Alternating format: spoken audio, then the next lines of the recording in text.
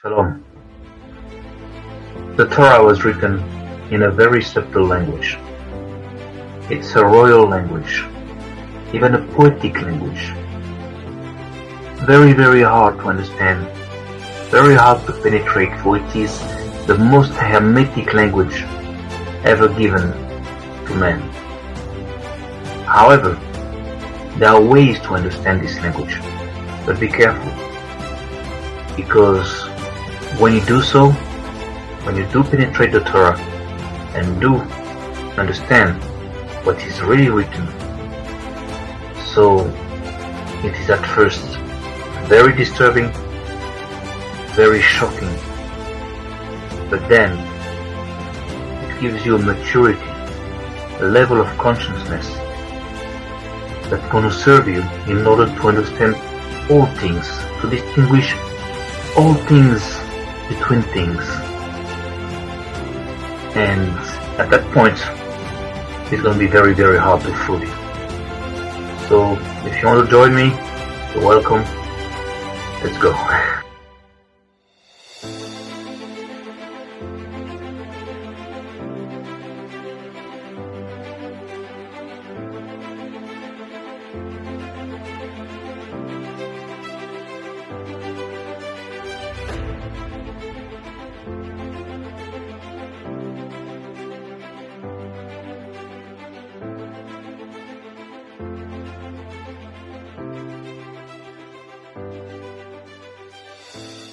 Okay, space-time permutation.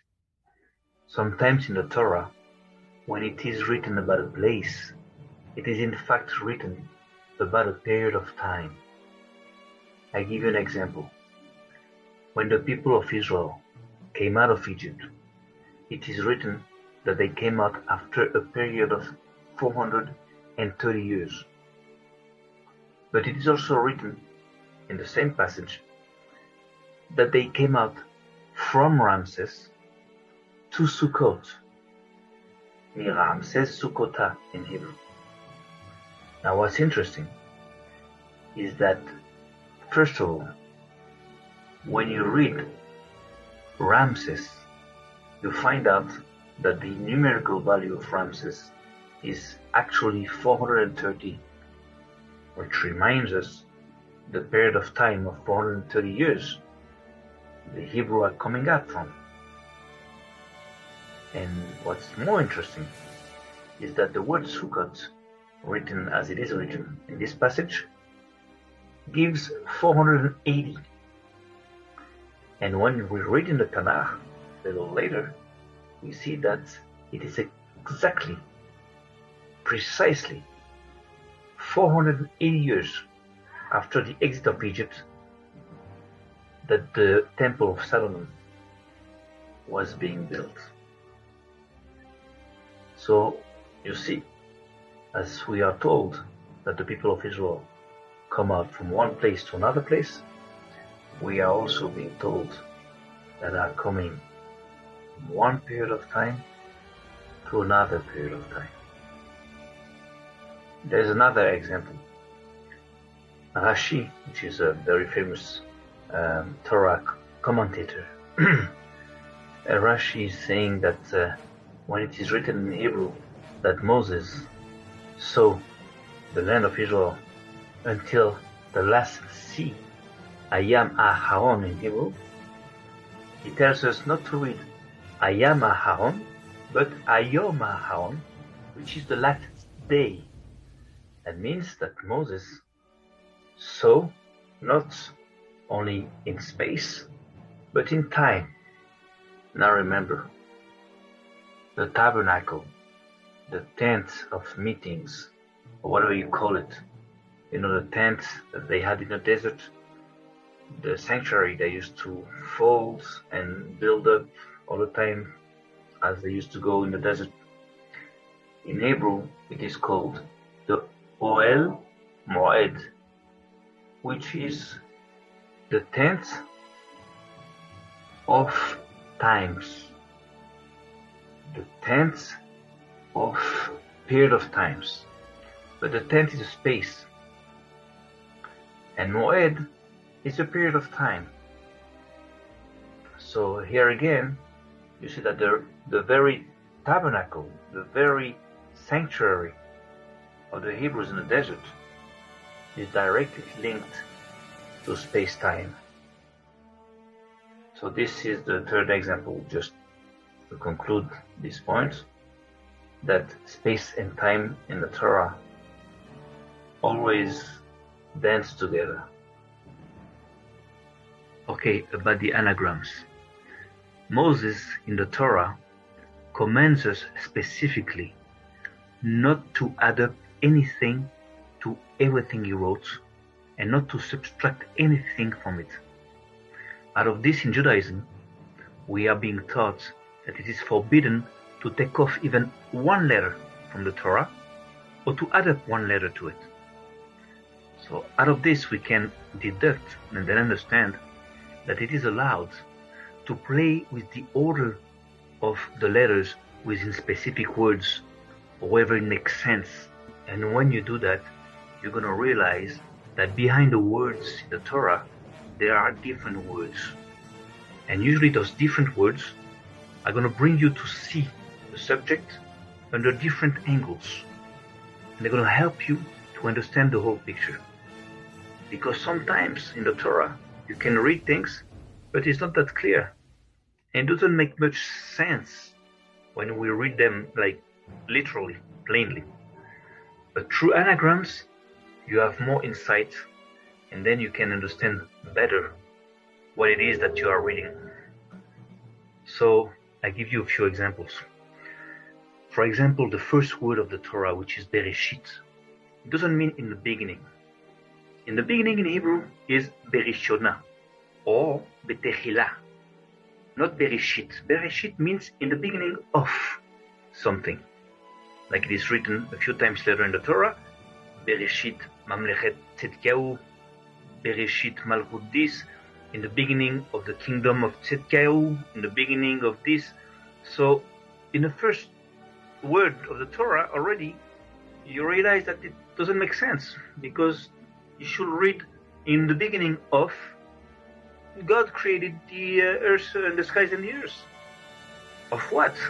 Something is missing. However, when you change the order of the letters between them, you can find different words.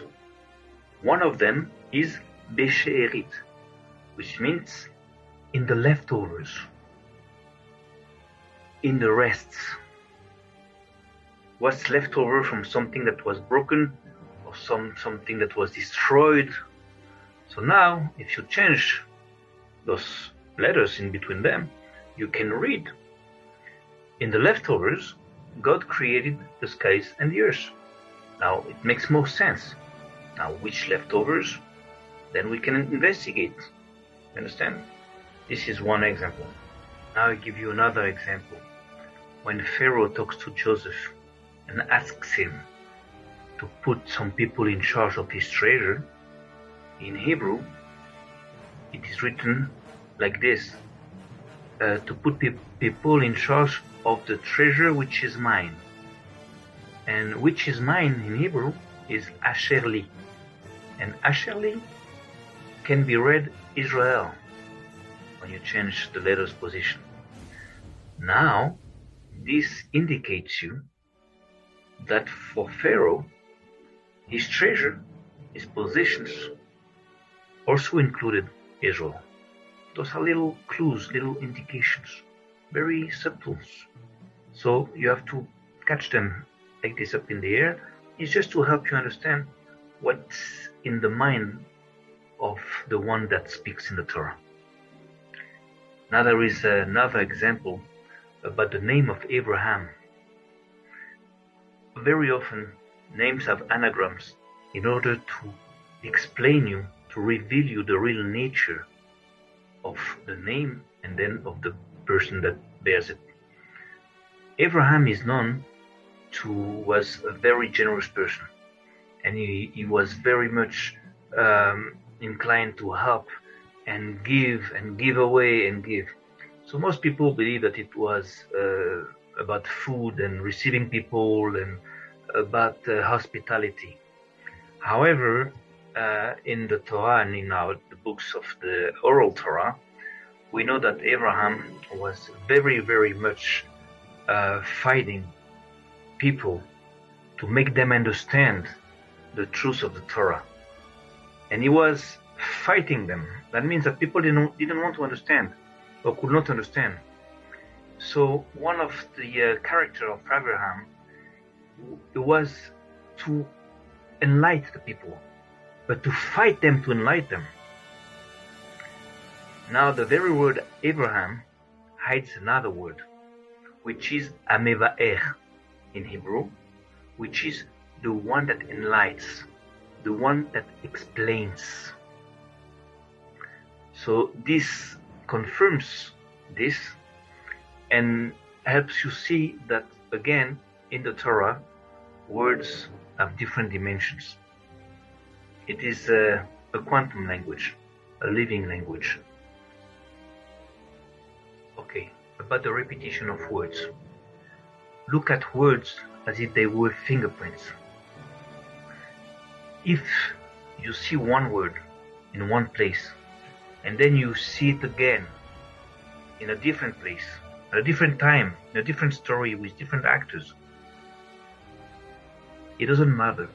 It means that there is a link in between the two situations. I'll give you an example. The word Vayishan in Hebrew is written twice. First, to tell us that Adam in the Eden garden fell asleep, and then to tell us that Pharaoh in Egypt fell asleep. The first one fell asleep when God created the woman out of his rib, and the second one is when Pharaoh dreamt about those cows there, and then Joseph came and explained the dreams to him. So what can be the link between these two situations? Well, when you look at it from above, it's the same situation that repeats itself. In different times, different actors, different places, it is the same thing. Why? Because in the first case, you have a man that falls asleep, then God does what he has to do. Adam wakes up. What does he see? He sees his wife in front of him. Beautiful wife. Now Pharaoh is the same thing. Pharaoh went to sleep. God also did operate. Pharaoh wakes up. What does he see? His deputy, Joseph. There's no such man as wise and intelligent than he is. This is great. I'm going to give you my entire house. Just take care of my house. Here, take the keys, take everything. You're going to be the king. It's the same thing. This is seen as a couple, and this is a government couple. You have Pharaoh and the king of Egypt. There are always two ruling Egypt. Remember this.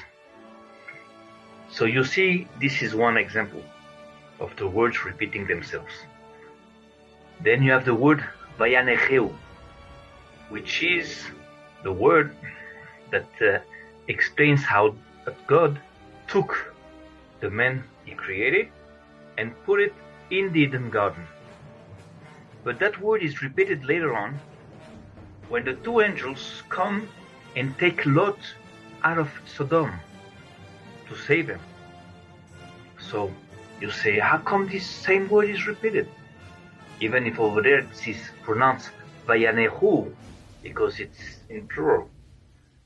But when you analyze the situation, you see that if there is a link in between those two situations, it is very funny because there is another link that confirms that there is that link between Lot being saved from Sodom and Adam being put in the Eden garden.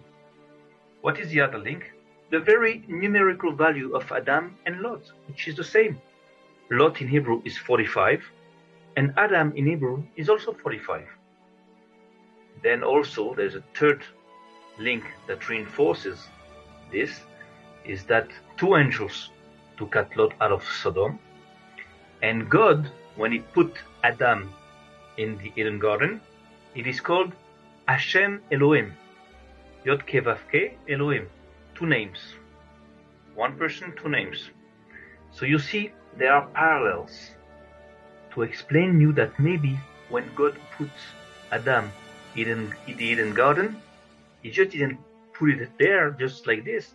Maybe he also saved him out of a civilization that was collapsing. So those are only indications, not enough to conclude anything, but enough to make a point. And point after point after point after point, you can see the whole picture, or big chunk of it. Understand? Okay, but the repetition of phrases. Sometimes entire groups of words are being repeated in the Torah. And this is to indicate very, very strong links in between the 2 situations where these words are repeated. The best example I can give you is that of Adam and Noah. Both men, Adam and Noah, are being ordered by God to fructify, multiply, and to fill up the earth within the same words. So this clearly establishes a very strong link in between the 2 situations. Now, when you analyze what we call the creation, you can understand by yourself that it is nothing but the end of a first flood. Why? Because in the first passage, at the time of Adam, you can see that the waters from above and those from below are being separated. While at the time of Noah, they were being mixed and then separated, of course. And then you see that in the time of Adam, the waters are being regrouped, the earth is appearing. Same thing after the flood. Now, when you analyze all this, of course, the creation is not the creation the way we understand it. It's a reorganization of a big mess. Now, this is not just a theory. It is logical. It is indicated by these phrases that come up at these 2 specific places, and also by the great commentator Rashi, that explains us that at one point when they built the Tower of Babylon Tower, I don't know how you call it in English, but that Babel Tower was built for one reason, because at the time the people that built it used to say, oh, there is a flood every 1,656 years. So let's build a tower in order not to be, killed by the flood. So if Rashi is right, how do they know that every 1,656 years there is a flood if there was not already 2 floods? Because the flood of Noah was in the year 1,656. You understand? So all these indications confirm and bring you to understand things between things and facts behind the facts. Okay, about the sound of words and letters. First of all, know that in Hebrew you have 8 letters that can be confused between them when we pronounce them. You have the kaf and kuf, the taf and tet, the vet and vav, and you have the samer and sin. That way, when you hear about Cain and Hevel in Hebrew, you can also hear about Cohen and Levi. Those are not words written with the same letters, but it sounds the same. That's one example. Now about words that can sound like different words or remind you different words. I can give you the best example I have so far is the word Nevo. When Moses, at the end of his life, goes up on the Mount Nevo, and sees the entire land, we know that he sees also, in a prophetic way, the entire future of humanity, of Israel, everything that will happen in the future, until the last day, like we just said before. Now, what is funny is that the word nevo clearly reminds the word nevuah, which is prophecy in Hebrew. Now, we know that Moses was a prophet, as his sister Miriam was a prophetess, as his brother was also a prophet. So the question is now, when it is written that Moses went up in the Mount Nebo, does it mean that he physically went up into some kind of mount to see from up there, far away, or did he go up in prophecy? You see, this is a very subtle language, very sharp language. It's going to sharpen your mind. Okay, now about the numbers of words and letters in the Torah. Sometimes in the Torah, passages are written with the same number of words, which clearly indicates a very strong link in between these passages, and most especially when these passages are being written in the same story or in the same paragraph. Now, the best example I can give you is in the creation. When you read about the third day, you can see that this passage was written with 69 words. Then you read the fourth day, and you see that this passage also was written with 69 words. So that's interesting. Doesn't mean much so far, but it's interesting. Now, where it becomes more interesting is then when you take the day 1 and the second day together, you see that both days are also being written with 69 words. So I'm not going to develop all this now. We'll do that later on. But this is an example to show you that through the number of words in passages, you can understand a lot. Okay, I'll give you another example. When God punishes the snake, the woman, and Adam, he punishes the snake with 33 words. Then the woman with 13 words. And then Adam with 46 words.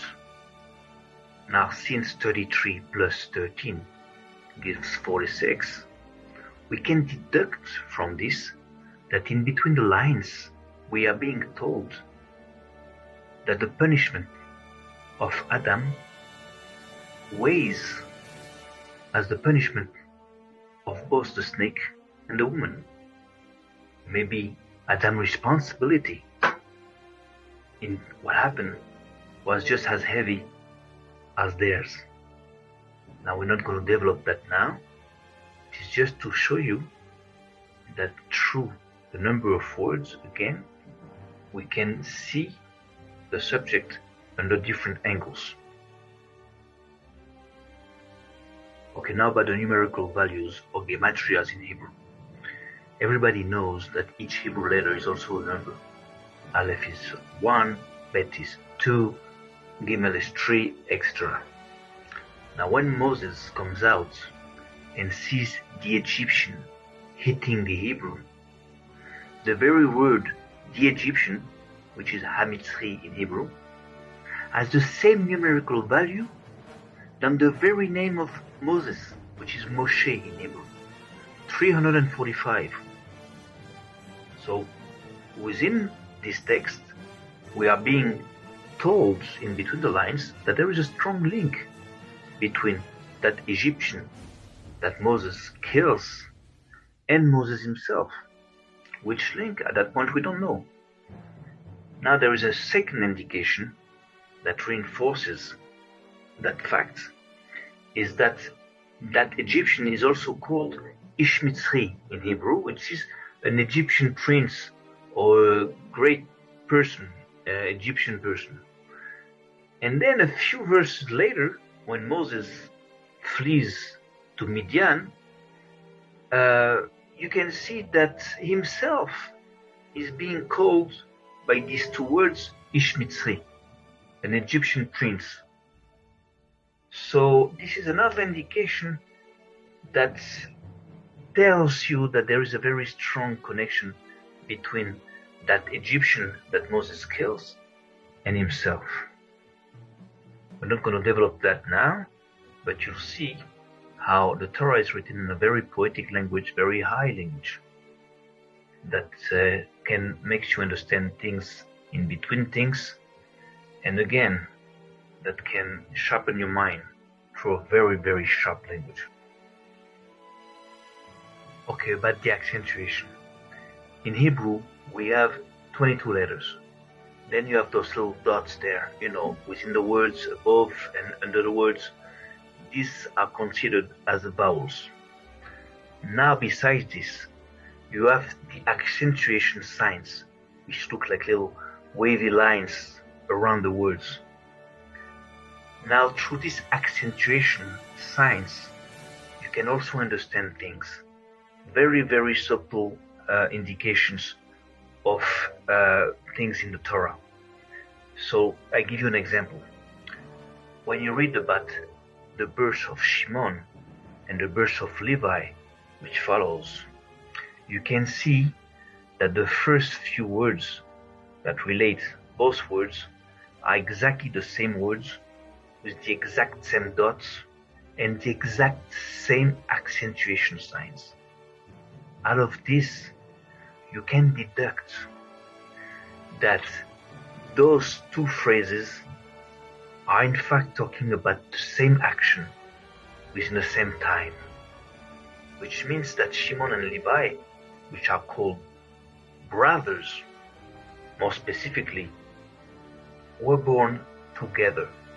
And that action here is being repeated here. It is the same action repeated twice. Okay, about the initials. It's a very popular way to investigate the Torah in Judaism. When you take the initials of a series of words, like the first letter of each word, different words appear.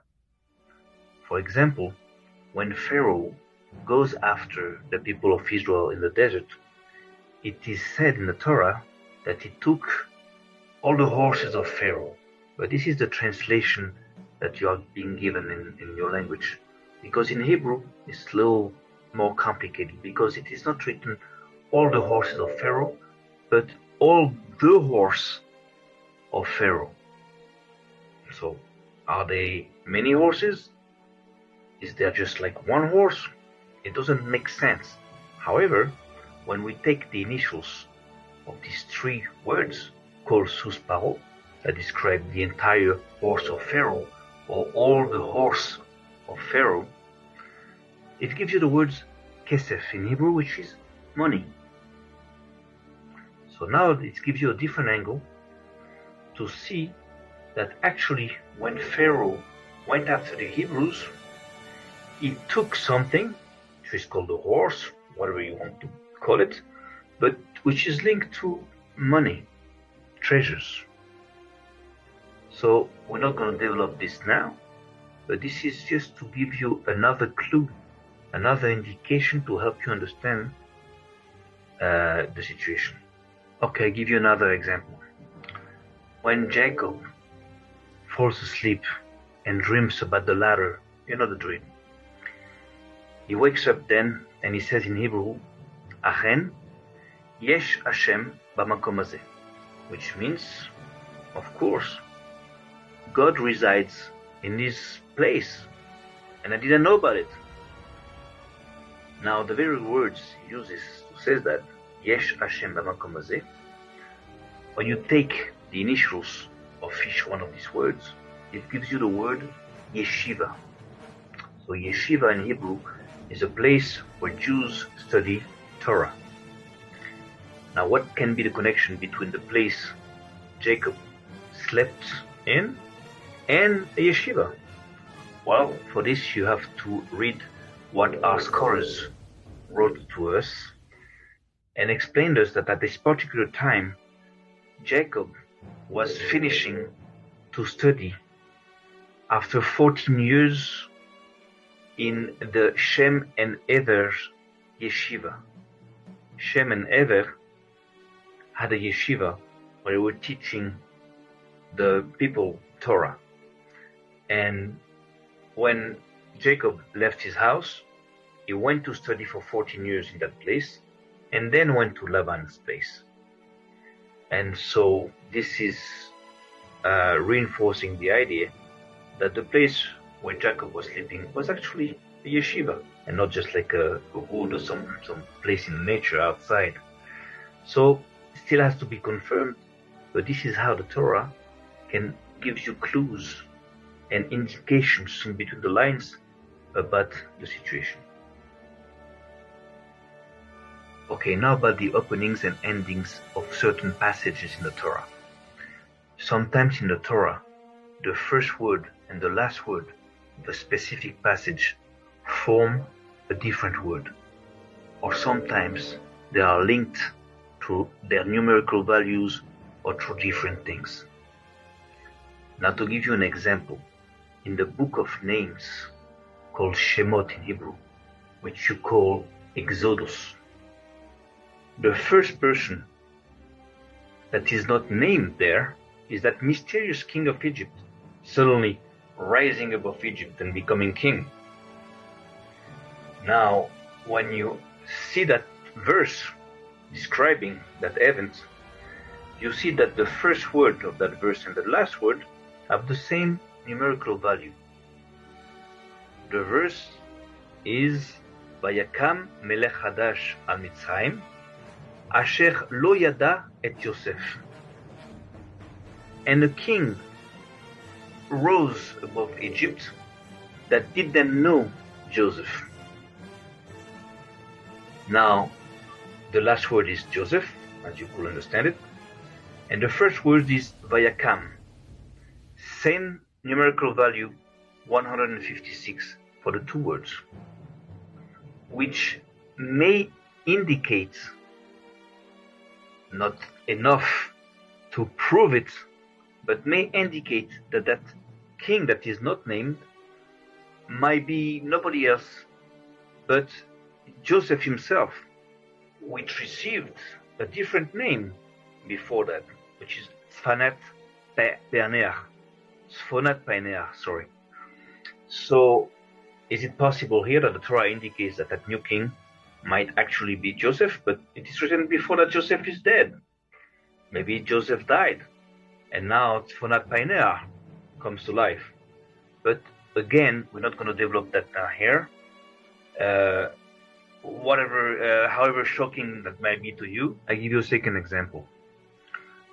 When Moses blesses the sons of Israel, apparently he does not bless Shimon.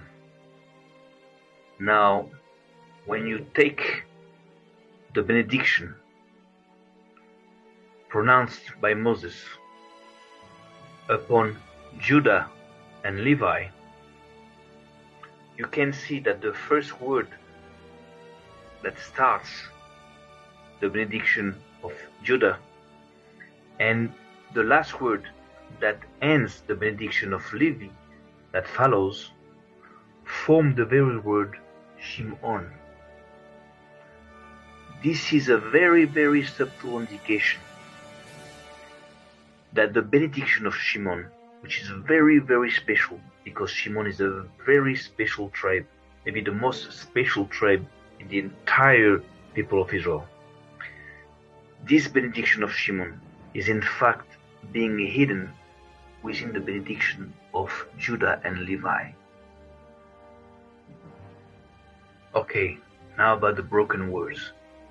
I'm going to come back to the beginning of the book of names, Shemot, the book of Exodus.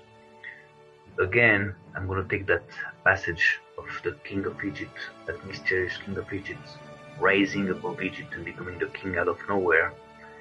When you analyze that verse, in order to have more informations about that king, you can take the very words describing that king, which is Melech Hadash, new king. That's what describes him, because he's not named over there. And you take the letters that surround this very description of that man. So So when you take those 4 letters from the 2 words surrounding that word, you find the very letters that form the word Amalek. Out of this very, very fine, very subtle indication, you have that information that that king of Egypt is actually surrounded by Amalek. And since the letters of Amalek are not in the right order, you can also precise that Amalek at that point is not very obvious, is hidden. So that king of Egypt that rises is surrounded by forces of Amalek that don't show, but that are present around him. Okay, about the number 1. In Judaism, it is allowed to subtract the value 1 from any numerical value, or to add up the value 1 to every numerical value in order to adjust these numerical values. For example, if 359 is the value of Satan in Hebrew, and if 358 is the value of Nahash in Hebrew, which is snake, that means that in Judaism it's okay. It's close enough, it's the same gematria, it describes the same entity. Now, since we know that 1 also refers to God in Judaism, we can deduct and understand that it is also allowed, in order to investigate the Torah, to subtract the very letters that form the word of God, Yud, Hey, Vav, Hey, or the word Ehad, which is 1, Aleph, Het, Dalet, from every word where they are present, or to add them up to these words where they are not present, in order, again, to investigate and understand better the situation, or better what the words we're investigating on are really talking about. I'll give you an example. When the people gathered together in order to create that golden calf when Moses was up in the Mount Sinai, the first words that describe that event are Va'ikahel Ha'am, and the people gathered together. At my experience, there's never ever a people that can gather by itself. There's always someone, an entity, somebody, an organization that ignites the people to get together. Now, in these 2 words that start that passage, when you take away the letters forming the name of God, Yud, Hey, Vav, Hey, the letters that are left are the very letters forming the word Amalek, as you can see on the screen. Which means that in order to see better and see more clearly what's going on there, you can see somehow that it is Amalek, wherever it is at that point, that gathers the people. That they didn't come together by themselves, someone pushed them.